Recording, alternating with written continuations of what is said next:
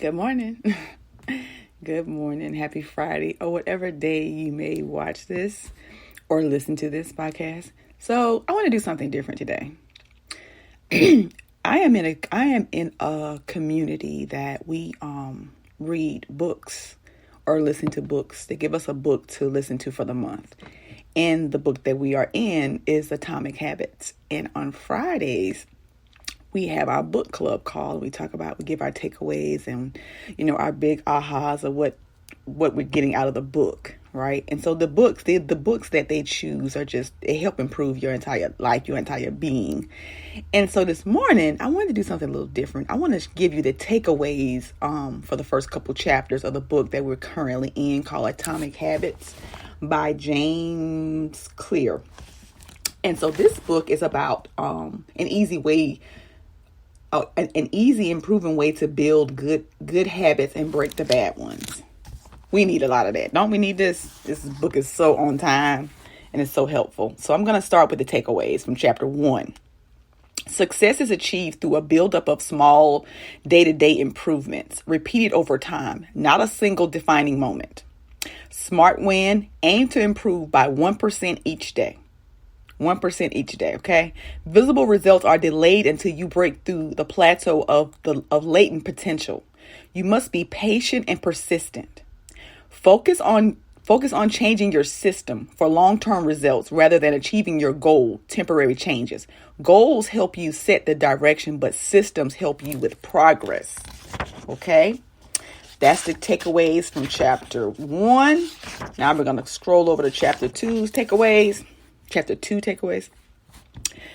You can instigate change on 3 levels: outcomes, processes, and identity. That's what, who, and how. That's what, how, and who. You can instigate change on 3 levels: outcomes, process, and identity. Focus on who you want to be and not do what you want to achieve. Focus on who you want to be and not what you want to achieve. Identify based thinking is key. Okay. Every time you repeat a habit, you're casting a vote to be that kind of person.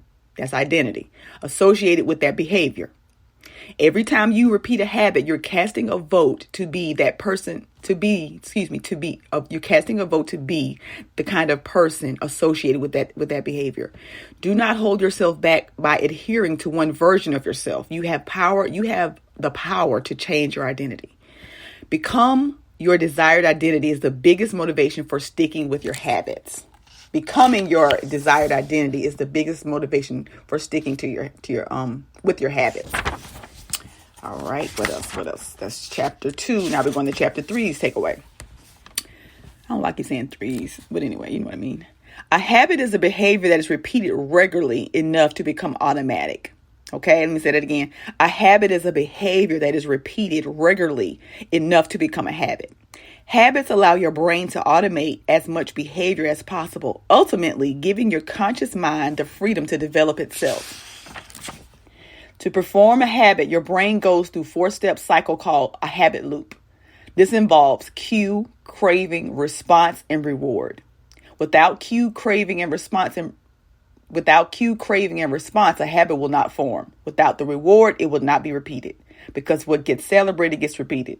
That's my 2 cents right there. The 4 steps translate to the 4 laws of behavior. Change, make it obvious, make it attractive, make it easy, and make it satisfying. Okay? That's the 4 steps that's the 4 laws of behavior change. Make it obvious, make it attractive, make it easy, and make it satisfying. All right. Going to chapter 4's 4 takeaways. Our brain can notice a cue and start a habit without us thinking consciously about it. The more we pick up on cues unconsciously, the more our habits become automatic and we stop paying attention to our behavior. The first step towards behavior change is awareness. You cannot change a habit if you're not aware of it.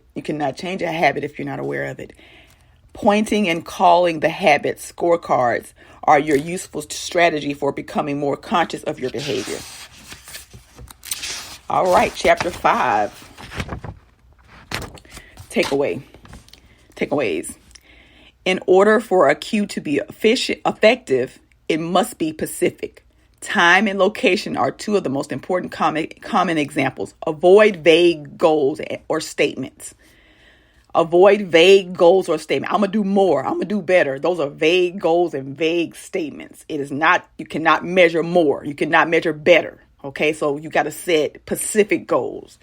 And implementation intention is a plan that specifies where your new habit will take place and what time. The formula is, I will walk. This is my example. I will walk at 12 o'clock on my treadmill. Okay, that's the habit. That's the new habit. You have to, I will, the behavior, the time, the location, right? That's the new habit. Habit stacking is when you attach a new habit to a current one. The formula is after the current habit, I will have a new habit. After the current habit, after not working out, I will work out. That's the new habit. The old habit is I'm not doing anything. The new habit is I will work out. The first law of behavior change is to make it obvious. The first law of behavior change is to make it obvious. Okay. Let's see. I got a little bit more time. I can go to chapter 6. I didn't think I was going to be talking that fast. So chapter 6. Let's see if we have any takeaways in here. Oh, yeah. Vision is our most powerful sense. Cues stand out visually are therefore the most effective for triggering human behavior. Design an environment that exposes you to helpful cues and distance you from harmful ones. Bear in mind that a single habit can have multiple cues, and this can make it more persistent.